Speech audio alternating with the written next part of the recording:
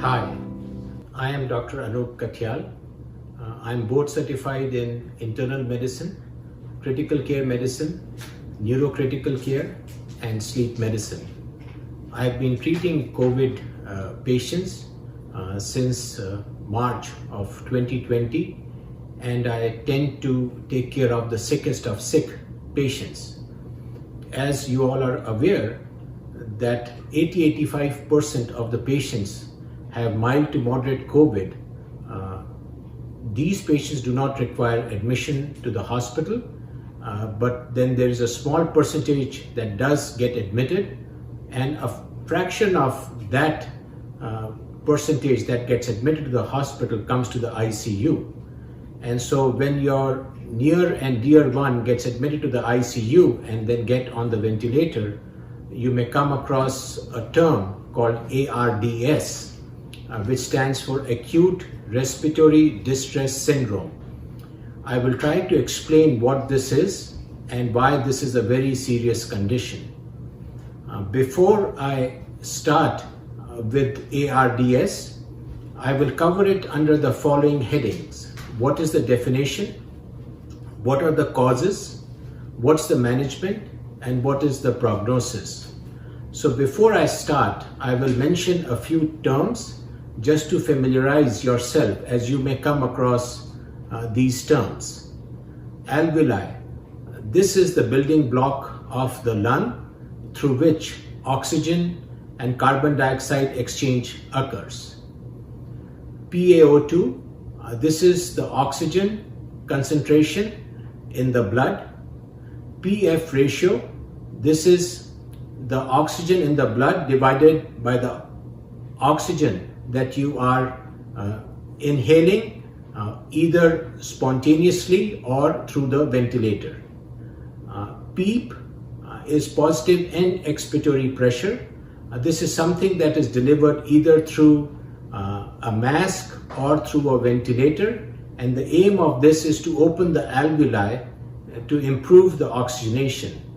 And last but not the least, VQ, that stands for ventilation and perfusion. Ventilation means the exchange of oxygen and carbon dioxide at the level of alveoli, and perfusion is the blood flow surrounding the alveoli through which this exchange occurs. Now, patients who are sick enough, you will hear the term ARDS, which is Acute Respiratory Distress Syndrome. It is defined as a condition which occurs acutely. Within 7 days, you have bilateral lung infiltrates.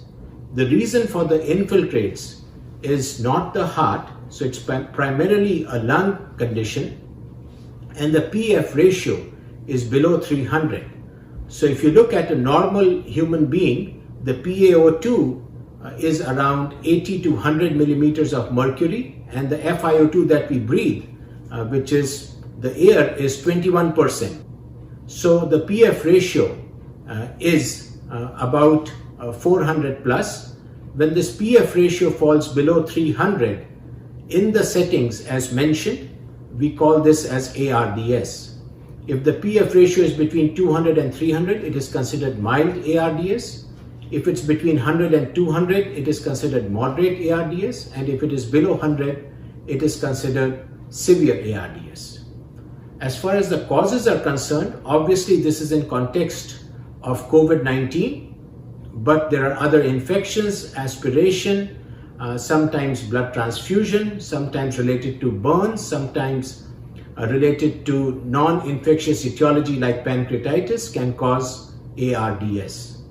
As far as management is concerned, the treatment is to treat the underlying cause, which with COVID would involve remdesivir, which is an antiviral drug, use of steroids, use of medications like IL-6 inhibitors like tocilizumab, or Janus kinase inhibitor like baricitinib. In general, when someone gets on the ventilator and one has to manage ARDS, there are certain principles that are followed, which you may hear. Number one, we put the patients on very low tidal volume.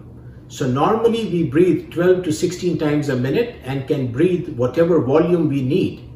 But in a damaged lung, we don't want injury to the lung, so we use something called low tidal volume, and we have to give a respiratory rate through the ventilator that is in the high 20s to low 30s, which is not comfortable to the patient. So these patients have to be sedated. Number two, in some instances, we have to paralyze the patient. This may last for about 48 hours. In some instances, we don't need to paralyze the patients. Number three, flipping the patient on their stomach, called prone positioning, plays a very important role once your PF ratio goes below 150. This improves what we call as ventilation perfusion mismatch. Number four, there is something called dry lung strategy. If the patient's blood pressure is stable, then we try a medication called diuretic to get rid of excessive water in the lung to improve levels of oxygenation. Number five, if nothing else works, then we may try something called inhaled prostacyclin or nitric oxide. Again, these medicines are used to improve the ventilation perfusion mismatch.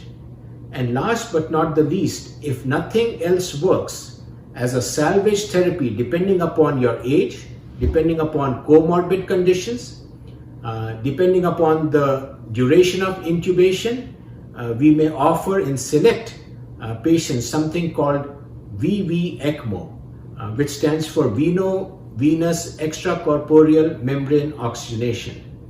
In general, the mortality for severe ARDS is about 50%, and patients who recover from ARDS have to go through a long phase of rehabilitation before they can regain full function. Thank you for your time, and thank you for watching.